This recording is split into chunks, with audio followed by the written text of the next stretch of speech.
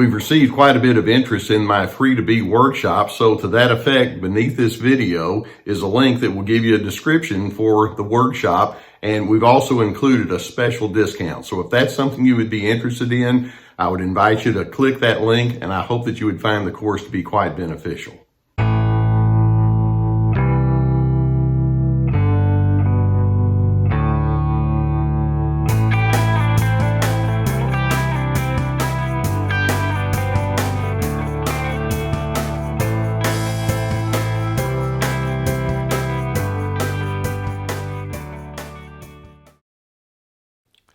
Let's talk today about a pattern that sometimes can come upon individuals who have been on the receiving end of legitimate narcissistic abuse, but for some reason they just seem not to be able to move on beyond their victimization.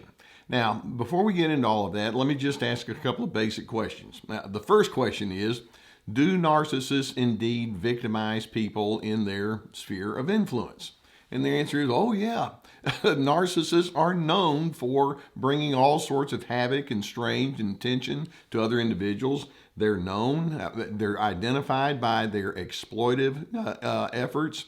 They can be very vengeful in the way that they engage with individuals. They can be dishonest, irresponsible, mean, cruel, mocking, derisive, and divisive. So might a narcissist bring victimization upon another individual? It's like, oh yeah. And I know so many of you who've lived with that, it's like, that could echo that and say, well, I've certainly felt a lot of that myself. Now, a second question that we might ask is, if you have indeed been victimized by that strongly narcissistic person, how long might that suffering last?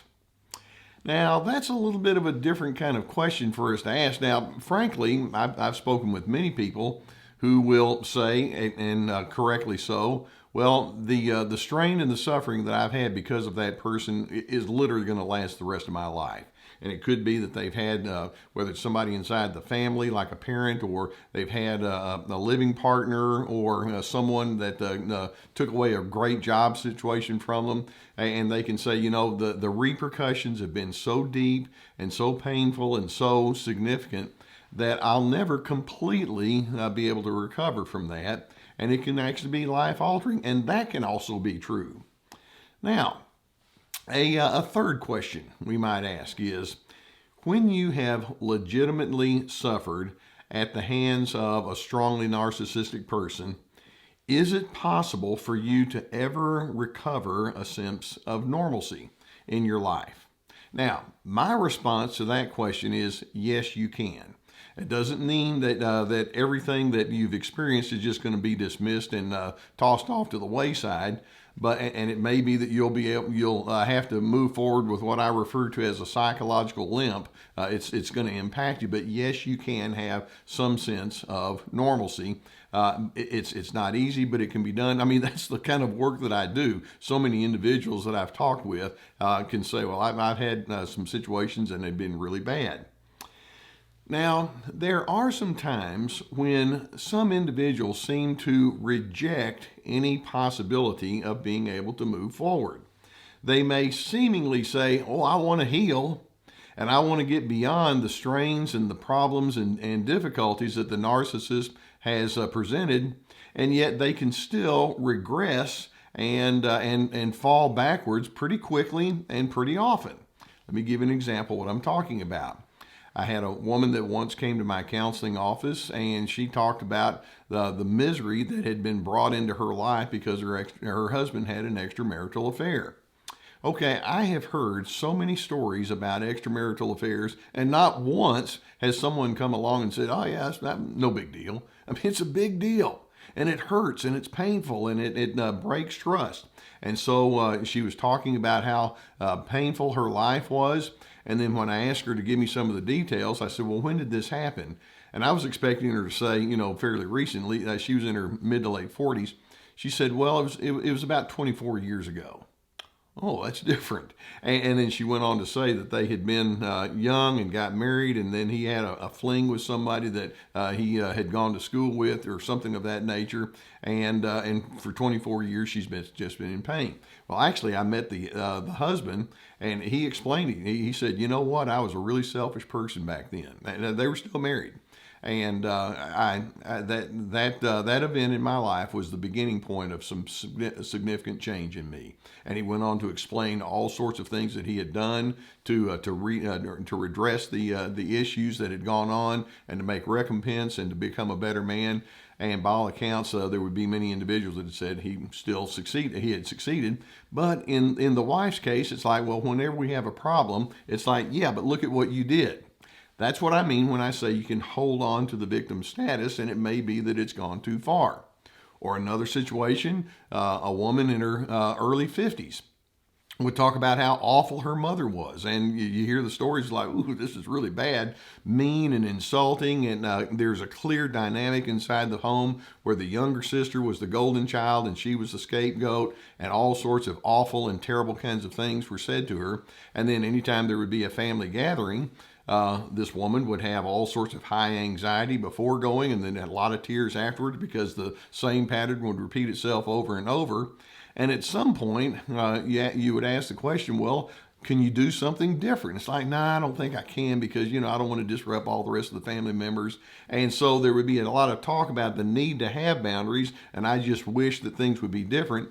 But ultimately, nothing was ever the same. And here she was in her 50s, still holding on to that same position of, I'm going to be the one that gets dumped on because it happens to me all the time.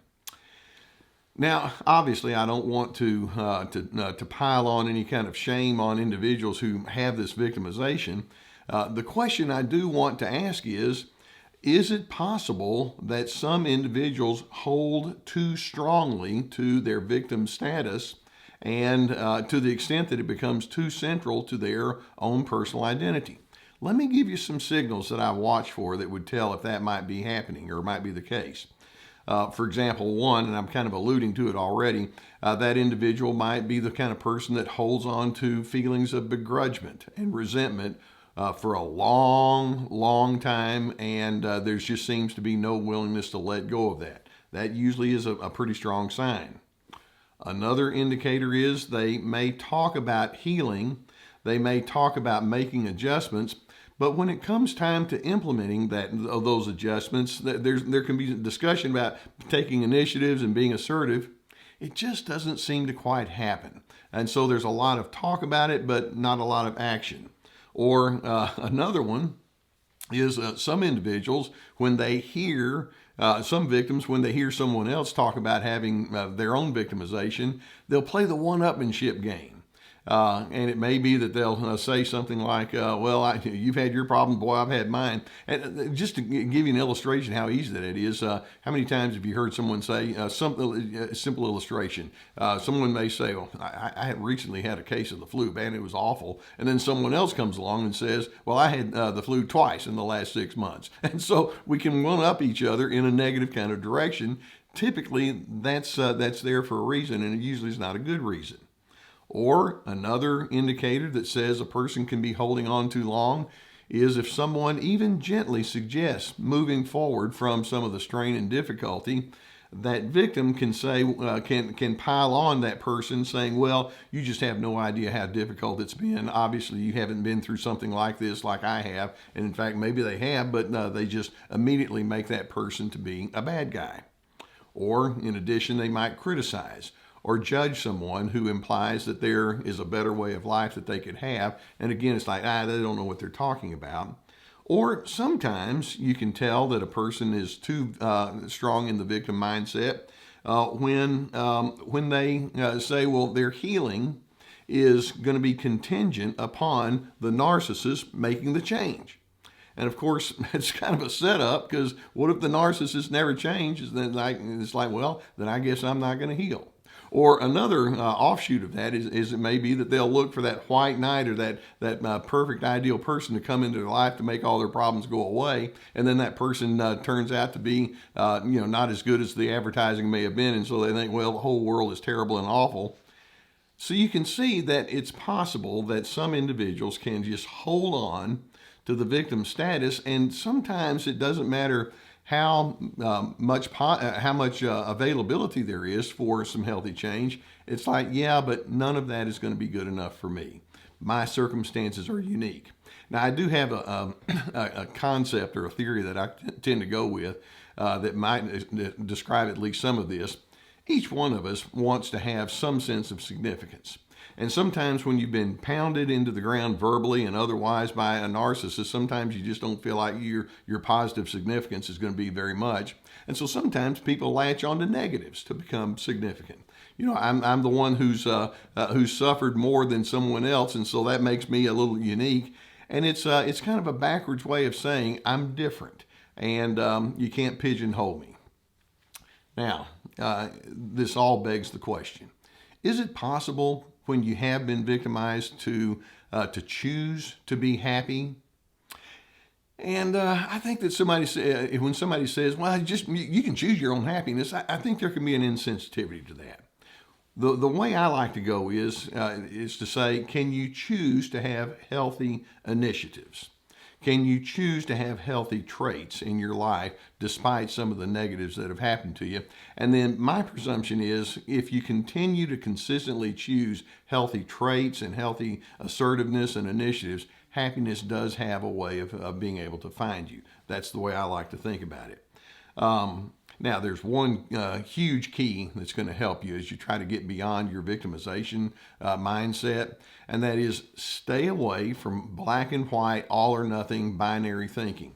It's either all wonderful or it's all terrible, because most of us are going to live in the inside the middle of all of that. Black and white thinking is going to get you in trouble every time. I want to close here today with a quote from Alexander Solzhenitsyn. He's a favorite of mine. I've read multiples of his books and his quotes and all. Alexander Solzhenitsyn was a dissident in the Russian days after World War II, served time in the Gulag system there, and became a novelist and won the Nobel Peace Prize. It was once considered the conscience of the Western civilization. Alexander Solzhenitsyn says, it's impossible to expel evil from the world in its entirety, but it is possible to constrict it within each person. I may not be able to make all of the evil go away, but I can do something about what's going on inside of myself. If evil wants to enter into my life, I can contain it and not give it the power that it seems to want to have. Nobody wants to have psychological pain. Nobody seeks it out. They don't want to have unfairness. But my notion is when that happens to you, you show honor to your own self when you determine that another person's imposition of pain will not be what defines you. And I hope that videos such as this can give you some good food for thought. And if you've not already hit that subscribe button, I would encourage you to do so. We're going to keep more videos coming towards you.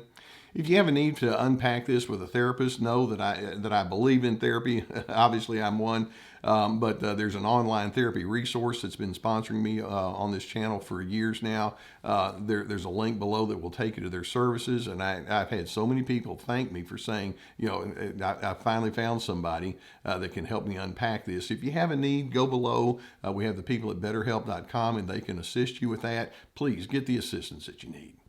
Likewise, I have courses that I've put together. They're very extensive, and each course has at least 25 videos with written documents, guided questions. It's like signing up for an online class. It would take a lot of effort from you. We have Ready, Set, Connect about making healthy connections. This is me about establishing those boundaries. Free to be, finding yourself despite those controllers. I have my 90-minute webinars that are on my website, along with access to my podcast and many articles, books, plenty of resources. Most of you can say, oh, I know what it's like to be victimized by a narcissist. I'm hoping that you can also say, but I refuse to allow that to become the defining feature of who I am. That's the gist of what I'm wanting you to hear today. I'm hoping you can, like I say, honor yourself by saying, I deserve dignity, respect, and civility, and if someone else was unable to give it to me, that's still mine to claim nonetheless, and I'm going to stand in that.